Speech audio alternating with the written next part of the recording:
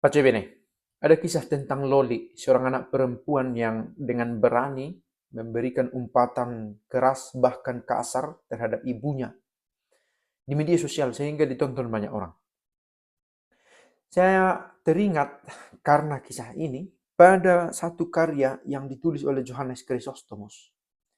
Johannes Chrysostomus adalah seorang uskup patriark yang lahir tahun 349 dan meninggal di awal abad kelima. Bukunya ini berjudul De Inani Gloria et Educandis Liberis. Tentang kemuliaan yang kosong dan tentang mendidik anak-anak. Beberapa poin penting di sini dari buku ini. Penting mendidik anak itu dalam kesederhanaan. Itu dikatakan Johannes Chrysostomus.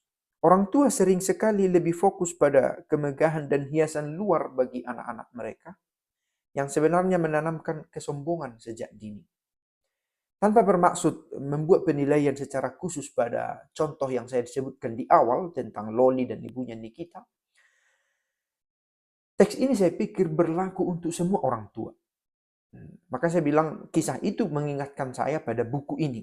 Nah, jadi buku ini adalah untuk setiap orang tua bahwa pendidikan pada anak itu terutama soal isi hatinya, soal cara berpikirnya, bukan soal kemegahan dan hiasan luar dari anak itu. Dan yang kemudian dikatakan pendidikan yang baik harus berfokus pada pendidikan moral, spiritual, dan nilai-nilai dan rasa takut akan Tuhan. Benar bahwa anak ini berlaku di luar kendali, tidak diinginkan oleh orang tuanya. Banyak informasi yang dia dapatkan, tetapi orang tua berpengaruh dalam pendidikan anak itu. Orang tua dianjurkan untuk mengarahkan anak-anak pada nilai-nilai sejak dini. Karena jiwa anak-anak itu seperti lilin. Awalnya dia sangat lunak, tetapi kemudian akan mengeras, menjadi padat, dan tidak akan gampang berubah. Begitu dikatakannya. Bahwa masih bisa meleleh, iya. Tetapi ketika keras, dia sudah punya basic. Dia sudah punya bekal untuk memahami nilai-nilai. Nah, dengan ini kita diberi gambaran tentang yang utama ialah nilai-nilai di dalam hati. Bahaya terhadap jiwa anak-anak datang juga dari pengaruh buruk. Penting melindungi anak-anak dari pengaruh buruk seperti cerita-cerita yang tidak pantas dari pengasuh atau dari lingkungan sosial di mana anak itu berada. Johannes Chrysostomus mengangkat satu perbandingan. Anak-anak itu ibarat sebuah kota dan orang tua adalah pembuat undang-undang dan penjaga gerbang dari kota itu. Jadi dulu konsepnya kota itu memiliki akses masuk yang pasti. Tidak sembarang ya, karena ada kota tetangga sehingga bisa masuk. Tidak. Tetapi kota ini ditutup oleh benteng-benteng dan ada satu pintu masuk dan ada penjaga di situ. Nah, penjaga bisa menentukan siapa yang bisa masuk ke dalam kota dan siapa yang tidak bisa masuk. Demikian juga orang tua, menurut Chrysostomus, itu seperti penjaga gerbang kota itu. Apa yang bisa masuk ke kepala anaknya ditentukan oleh orang tua. Dan orang tua sebagai pembuat undang-undang di kota itu tahu juga tentang apa yang baik, apa yang benar, apa yang penting dan perlu untuk anaknya. Tentu Johannes Chrysostomus menulis ini ketika dia belum mengetahui internet. Bahwa ternyata kota tidak memiliki hanya satu gerbang, tetapi banyak akses masuk untuk bisa berada di dalam kota itu. Karena itu pekerjaan orang tua makin hari makin sulit untuk melindungi anak dari berbagai informasi. Seperti misalnya dalam contoh tadi, dari manakah anak itu tahu bahwa menghujat orang tua di media sosial dengan kata-kata kasar adalah sebuah opsi? Dari mana dia tahu? Nah, ini tentu karena ada informasi yang dia peroleh, yang dia dapatkan. Benar bahwa anak ini tidak lagi demikian kecil sampai dia tidak bisa menentukan mana yang baik dan benar. Tetapi kembali ke pernyataan awal dari Johannes Chrysostomus bahwa nilai-nilai moral yang ditanamkan sejak dini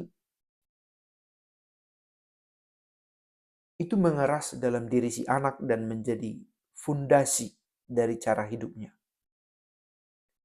Penting pengendalian diri dan penghindaran dari godaan duniawi. Anak-anak harus diajari sejak dini tentang bahaya kemewahan, juga bahaya hiburan. Johannes Chrysostomus itu sangat anti terhadap teater. Karena dia katakan hiburan-hiburan yang dikemas menarik itu bisa membuat informasi keliru dengan gampang masuk ke dalam pikiran seorang anak.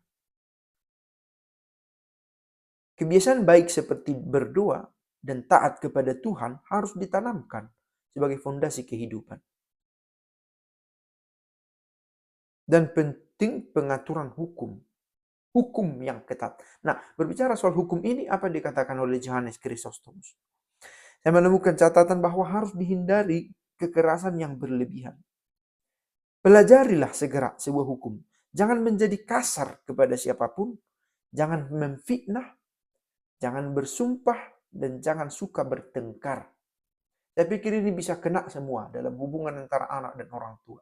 Ketika ternyata kasar, ketika ternyata orang tua katakanlah selalu menuduh anak, atau sering kali menuduh anak keliru, tidak tahu berterima kasih, tidak tahu memelihara dirinya. Banyak kekurangan anak ini yang ternyata bisa saja berupa fitnah karena pertama-tama adalah kelengahan orang tua untuk mendidik anak, Dan jangan suka bertengkar. Like father, like son, katanya. Meski kita tidak hanya berbicara soal bapak, tetapi soal orang tua. Bagaimana orang tuanya, begitu juga anaknya. Kurang lebih dipengaruhi. Tidak ada hukuman fisik yang diberikan tanpa jeda, karena itu akan membiasakan anak untuk dididik dengan cara yang salah. Tidak ada kiranya itu pendidikan fisik yang terus-menerus. Jika ia terus-menerus dididik seperti ini, ia juga akan belajar meremehkan didikan itu. Menjadi terbiasa dia didikan kasar semacam itu. Dan setelah ia belajar meremehkannya, semuanya akan menjadi hancur. Tidak ada lagi yang bisa mengendalikannya. Tidak ada lagi undang-undang yang mengikatnya dari pihak orang tua. Jika pengajaran yang baik ditanamkan dalam jiwa yang masih lembut, tidak ada yang bisa menghapusnya ketika itu menjadi keras seperti cetakan pada lilin. Didiklah anak-anak untuk tidak menghargai kekayaan, tidak menghargai kemuliaan manusia, tidak menghargai kekuasaan, tidak takut akan kematian, tidak menghargai kehidupan saat ini. Dengan demikian, ia akan menjadi bijaksana.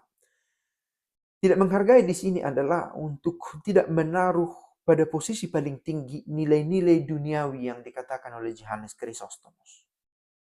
Tentu kita mencoba mengerti maknanya bahwa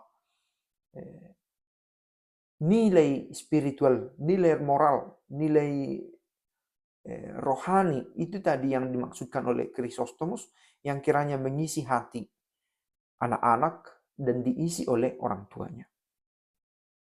Ciao.